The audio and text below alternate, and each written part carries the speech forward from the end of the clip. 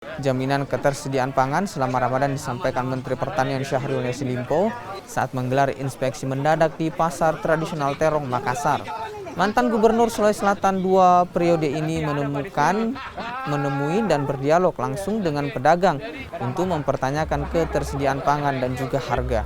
Syahrul menyebut pihak Kementerian Pertanian menyiapkan sejumlah langkah untuk menjamin ketersediaan pangan masing-masing, memperlancar distribusi dan juga mendekatkan produksi. Bapak Presiden minta semua menterinya melakukan upaya-upaya agar distorsi-distorsi akibat kelangkaan-kelangkaan yang bisa terjadi itu bisa kita minimalisasi, bahkan kita usahakan tidak terjadi.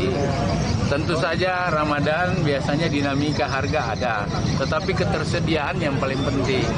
Saya udah cek di Pasar Terong ini sebagai pasar yang paling besar di Sulawesi Selatan, dan kenyataannya semua komoditi ketersediaannya cukup.